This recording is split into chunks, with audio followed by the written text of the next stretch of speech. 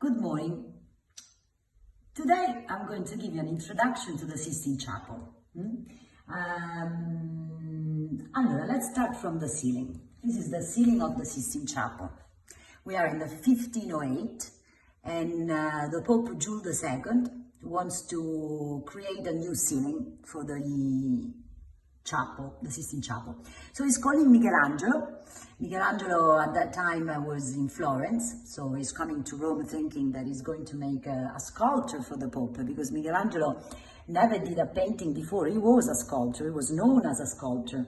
And actually I have to tell you that Michelangelo always said that real art is sculpture, painting is for ladies.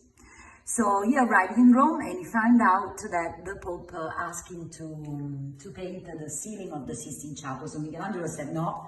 The Pope said yes, no, yes, no. They were two strong personalities. At the end, Michelangelo had to accept, because if you say no to the Pope, your career is over. But he said to the Pope, okay, I will do it, but I'll do it on my own. I don't want anybody with me up on the scaffolding. I will do it on my own. And Jules II, the Pope, who was a strong personality, said, when you're going to end? I mean, I'm going to be dead by the time you finished. And Michelangelo said, on my own, otherwise I will not do it. So the Pope accepted, but he never imagined that Michelangelo built his own scaffolding and he remained up on the ceiling for 4 years of his life. He never left. They were bringing food, they were changing his bucket for his urge. Of course, it was very cold during the winter, it was warm in the summer. They were changing the basket. Of course, he was very well treated, the best wine, the best food, but he never left. I have to tell you that Michelangelo was not married, he was gay, so no wife, no children, so he was totally dedicated to his work. We know he had a boyfriend, and the boyfriend used to go up to see him every now and then, and the Pope said, fine, as long as you paint. And so Michelangelo started, and from the 1508, he started from this side. He carried on, he was working this way, and he ended the story that now I'm going to describe it to you in 4 years. Imagine water retention on the leg, the back was hurting, the neck. He lost part of his sight because the colors were dripping down into his eyes. It was a torture, but he never left. And don't forget that that was the first time Michelangelo did a painting. We're talking about a genius. So the Pope commissioned him the first book of the Bible, the Creation. And so Michelangelo decided to come up with this story. The story starts here. So we can see God, separation between darkness and light, the creation of the sun and the moon. And it's interesting to see how Michelangelo did basically the first moonie in the history. This is the bat of God. Separation between water and sky, and this is the most famous one that everybody knows, the creation of the first human being. And if we notice that the two fingers, they're not touching each other, because, you know, God cannot touch human being. And then the creation of Eve, Adam and Eve tempted by the serpent, they kicked them out from paradise. And this is Noah killing the lamb before the thunderstorm, trying to save everybody in the Ark of Noah, and then Noah getting drunk, celebrating the fact that he was alive. So Michelangelo did all these on his own. If you look on the side, this big man and these big ladies are some of the prophet and the pagan symbol announcing the arrival of Jesus Christ. And then all these marble structures that they look like marble, in reality, it's all flat, it's all painted. So he finished that, he went to the Pope, he said, give me my money, I'm leaving, never call me again.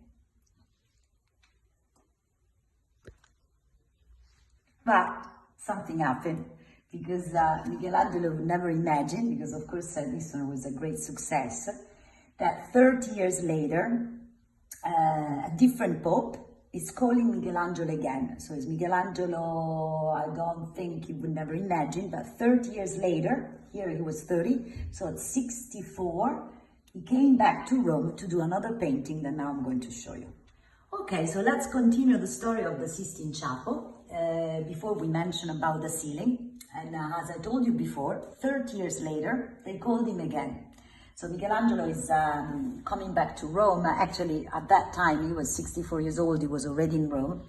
And the new Pope, Paul III, he was a really nice man, very clever, very open-minded, and they were good friends. Imagine that Paul III and Michelangelo, they grew up together in Florence. So Paul III is calling Michelangelo and I said, I need you back here in the Sistine Chapel because I want you to paint the wall behind the altar. And Michelangelo, of course, his first reaction was, you know, I lost my life doing the ceiling 30 years ago, I'm not going to do it again. But now this Pope, first, he was a good friend of Michelangelo, and second, he offered Michelangelo an enormous amount of money. I mean, to give you an idea, today, something like, $25 million. And so Michelangelo said, okay, I'm coming back. So he's back in the Sistine Chapel, 64 years old, and again he said to the Pope, okay, I'll do it, but I'll do it on my own. I don't want anybody with me. Michelangelo never liked to work with anybody. He was very jealous, very grumpy, always on his own, like all the geniuses are. So he's back in the chapel. He built his own scaffolding. He started from the top, and he worked his way down. And again, he lived inside the chapel. Now he was living down at the bottom where it's easier. He had a proper bed, a proper couch. There is a proper washroom behind his door. But again, he lived in the Sistine Chapel. His boyfriend, Tommaso dei Cavalieri, he was with him again. And he made the Last Judgment, because that's what is represented. He was commissioned to do the Last Judgment, and it took him 5 years. So even longer than the ceiling. So Michelangelo lived inside the Sistine Chapel 9 years of his life, 4 for the ceiling plus 5 for the Last Judgment.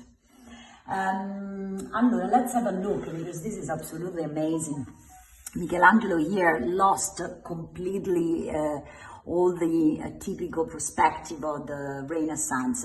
So he painted Jesus in the middle, and Jesus is judging the people. So the people on the right, they're falling down to hell. And you can see Caronte is taking everybody down to hell. While instead, bottom left, this is the resurrection. The skeleton are grabbing their skin again, and they go top left towards the cross to paradise. So on the right, they go down to hell. On the left, they're going up to paradise. Jesus is deciding. Next to Jesus is Maria, the mother. And around Jesus, if you look, there is a group of people who are making a circle, their skin again, and they go top left towards the cross to paradise. So on the right, they go down to hell. On the left, they're going up to paradise. Jesus is deciding. Next to Jesus is Maria, the mother. And around Jesus, if you look, there is a group of people who are making a circle, and they are some of the saints who are already with Jesus in paradise. We can recognize some of the saints by what they're holding in their hand. Peter, with the keys of paradise. I told you, Mary. St. Andrews, with the wooden cross, the brother of Peter. St. John the Baptist. St. Lawrence, this is a grill, basically, because he was cooked on the grill. They all died in a terrible way during the Christian persecution. And then you see this man who is sitting on a cloud. He has a knife and he's holding a skein. He's holding his own skein. And this man is San Bartolome, because San Bartolome was skin alive during the Christian persecution. And you know, Michelangelo was very religious. He knew the story of all the saints. And so he's representing Bartolome holding the skein, his own skein. But if you look carefully, the face of the skein is not the same face of San Bartolome. It should be the same one. And instead it's different, because the face of the skein, curly brown hair, brown beard, and a flat nose, is actually Michelangelo. Michelangelo painted himself in the skin, like saying to the Pope, you know, I'm skin alive. I don't want to be here. I'm just doing it because you pay me lots of money, and those are my feelings. But don't forget that Michelangelo hated to paint. I want to tell you something, that behind Bartolome you can see the face of a man with a yellow tunic. Well, we know now for sure that this is Tommaso, his boyfriend. So you can see in the middle of the Sistine Chapel, where they're electing the Pope, Michelangelo and Tommy next to Jesus, and it never been erased. This is to tell you how Michelangelo was respected when he was still alive. And now let's have a look at this body. Look at the body. Yeah? When you look at all these body, I think you can tell that, look at all these body, I think you can tell that Michelangelo, when he paint, I mean, look at that Jesus. Where is the Jesus that we know? Very skinny, with a long tunic, a long beard. And here Michelangelo that is representing Jesus like a bodybuilder with his abdominals, with no beard, almost naked. Well, Michelangelo, when he paint, look at Peter, even Mary, they're really big, huge. And they're all mainly naked, or almost naked. Michelangelo, when he paint, is making sculptures. They look like sculptures. Because remember, Michelangelo is a sculptor, and so when he paint, he's still carving the marble. Let me tell you that when he painted all these bodies, they were all naked. If you look carefully now, they're not naked anymore. Can you see the genitals? They got covered. That's not done by Michelangelo. Michelangelo was already dead. Now I'll tell you what happened. So let's say Michelangelo was almost ready to finish. Yeah, after 5 years, he had enough. He wanted to just leave and get away. And one cardinal walked in and he looked at all this body, all these muscles, all these genitals exposed. And he said to Michelangelo, you must be joking. This is a frescoes that can be in a pub, in a disco, not in the Sistine Chapel. And Michelangelo said, just go away. In front of God, we're all naked. So the cardinal left, but because Michelangelo never liked to be criticized, as a revenge, he painted the cardinal in the fresco, of course not in heaven, but in hell. And you can see is the last man right here. He's totally naked. He has a serpent going around his body, biting his genitals and donkey ears. So basically, be careful, not to mess with Michelangelo. Imagine when the cardinal saw himself over there, he got furious. He went straight to the Pope and he said, now you must do something. You got to help me because this is not acceptable. And we know what the Pope said. He said, I'm sorry, I cannot help you because Pope doesn't have power in hell. And so this is just to tell you that Michelangelo and the Pope, they were really close to each other. So Michelangelo knew he could do anything he wanted because behind his shoulders he had the Pope, Paul III. I'll tell you a few other things, just to know that the face of Peter, Saint Peter, that's Paul III. If you want to know the Pope who paid Michelangelo for this, that's the Pope. As I told you, a very clever, open-minded man. I told you about Tommy. And then something else that not everybody see, especially when you are in the Sistine Chapel. That's why it's useful to get closer here with the video. If you look top right, so here those people are already in heaven with Jesus. Only from here they go down to hell. So if we look up here in the middle of all this mass, you have to look carefully. If you are in the Sistine Chapel, honestly, you don't notice. You can see 3 gay couple kissing each other, men to men, and even an old man with a young boy. And again, and we are in the Sistine Chapel, which is the holiest place for the Christian people, where we are electing the Pope, and is never been erased. So the question is, we are still debating. Did they notice? They didn't notice? It was accepted, or it was, who knows? We will never know the answer, but anyway, that's a fact. And then, of course, I told you about all these body. And look, those are 2 ladies.